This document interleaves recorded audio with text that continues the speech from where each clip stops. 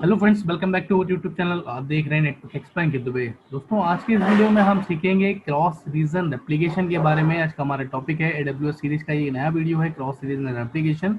इसमें हम सीखेंगे कि क्रॉस रीजन रेप्लिकेशन क्या होता है और किस तरह से काम करता है। आपको बता देता हूँ क्रॉस रीजन रेप्लिकेशन का मतलब क्या होता है कि जब हम दो रीजन में, यहाँ पे हमने एबिलिटी जोन्स रीजन वगैरह पढ़ा था, तो दो रीजन में जब हम डेटा को रेप्लिकेट कराते हैं तो उसको बोलते हैं क्रॉस रीजन रेप्लिकेशन। तो चलिए वीडियो शुरू करते हैं।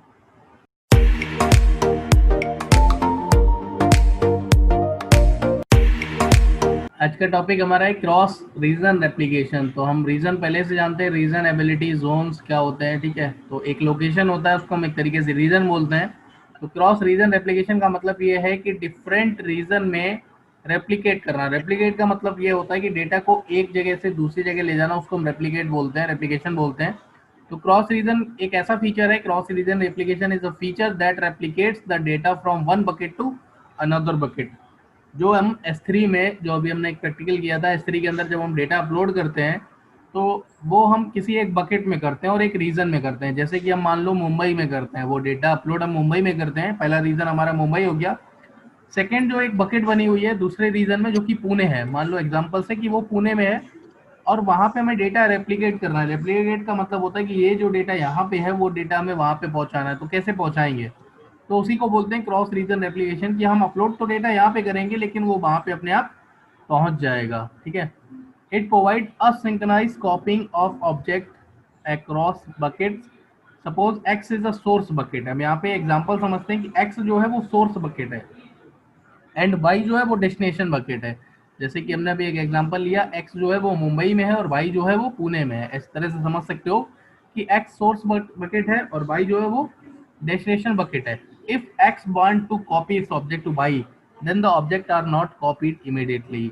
अगर एक्स ये चाहता है कि अपनी जितनी भी जो भी कॉपीज हैं उसको वाई में तुरंत एकदम से कॉपी कर दें, तो वो तुरंत डेटा इमीडिएटली कॉपी नहीं होगा, ठीक है। तो यहाँ पे हम क्रॉस रीजन अगर एप्लीकेशन लगा लेंगे तो हम जब डेटा अपलोड करेंगे तो अपने आप वहाँ पे पहुँच जाएगा। और यहाँ पे एक चीज़ और लिखी है कि असिंक्रोनाइज कॉपिंग ऑफ ऑब्जेक्ट।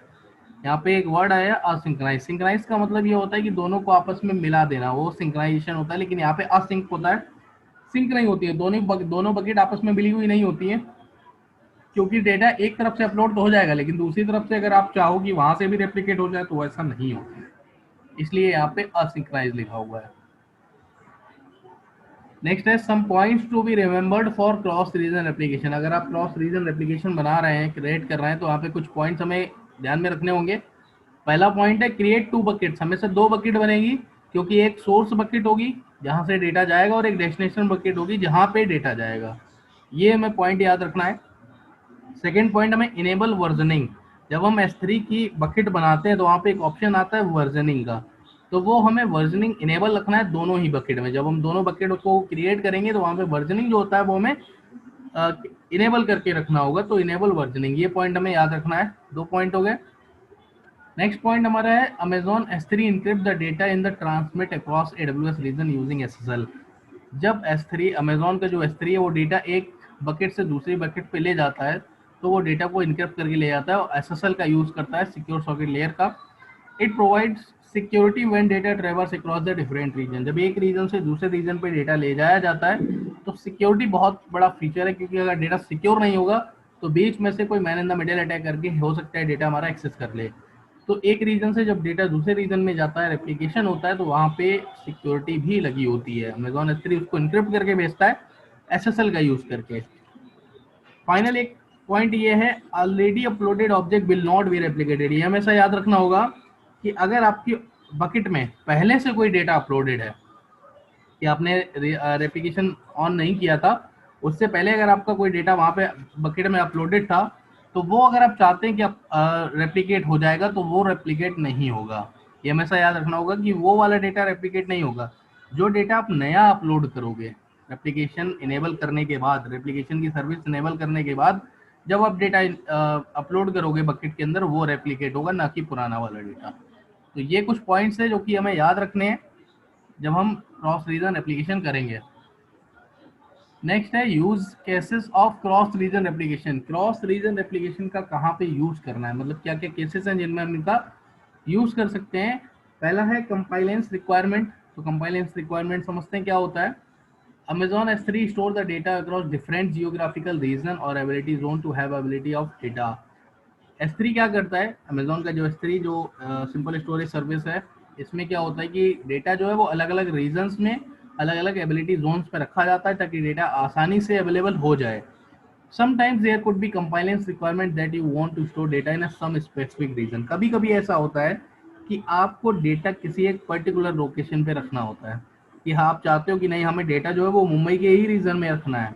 एग्जांपल समझते हैं, हमें मुंबई में ही डेटा रखना है, तो वो कंपाइलेंस रिक्वायरमेंट होती है। तो आप रेप्लिकेशन का यूज कर सकते हो कि डेटा आपका स्टोर तो कहीं और हो रहा है, लेकिन आप अगर उसको रेप्लिकेट कर दोगे मुंबई में, तो जहां पे भी डेटा अपलोड होगा वो रेप्लिकेट होके ऑटोमेटिक आपकी मुंबई लोकेशन पे आ जाएगा। तो वो उसको बोलते हैं कंपाइलेंस रिक्वायरमेंट। देन नेक्स्ट है मिनिमाइज लेटेंसी। मिनिमाइज लेटेंसी का मतलब क्या है, समझो suppose your customer are in two geographical location. आपके दो मतलब अलग अलग यूजर्स हैं। जैसे हम यहाँ पे अगर वेबसाइट का ऑप्शन ले लेते हैं, वेबसाइट है हमारे पास और हमारे यूजर जो है वो अलग अलग रीजन में है, एक जैसे मुंबई में है और एक पुणे में है। तो लेटेंसी कम करने के लिए, लेटेंसी का मतलब होता है एक तरीके से देरी, जो हम जिसको बोलते हैं कुछ देर बाद देरी जो है, उसको कम करने के लिए क्या करेंगे कि अगर एप्लीकेशन हो जाता है तो एप्लीकेशन में क्या होगा कि डेटा एक रीजन में तो है ही, साथ ही साथ दूसरे रीजन में भी कॉपी हो जाएगा। तो जब भी उस रीजन से क्लोज में जो यूजर है उसको एक्सेस करने की कोशिश करेगा तो उसे डेटा जल्दी मिल जाएगा। तो वो उसको कहते हैं मिनिमाइज लेटेंसी, कि टाइम टेकन नहीं होना चाहिए, डेटा जब भी चाहिए हो तो वो तुरंत मिल जाए। फाइनल पॉइंट है maintain object copies under different ownership. आप अलग अलग कॉपीज को, जो भी आप कॉपीज अपलोड कर रहे हो बकेट के अंदर, जो ऑब्जेक्ट आप डेटा अपलोड कर रहे हो उसको आप अलग अलग ओनरशिप के अंदर भी मेंटेन कर सकते हो। Regardless of to who owns the source bucket you can tell Amazon S3 change ownership. जैसे हमने अपने नाम से अगर बकेट बनाई है तो उसके ऑनर हम हुए, और अगर आप चाहते हैं कि ऑनरशिप किसी और को देना है तो आप वो भी उसको दे सकते हो। ऑनर का ऑप्शन जो है वो आप किसी को रिफर कर सकते हो। तो आप डेटा जो है वो अलग अलग ऑनरशिप में भी अपलोड कर सकते हो। तो ये था क्रॉस रीजन रेप्लिकेशन।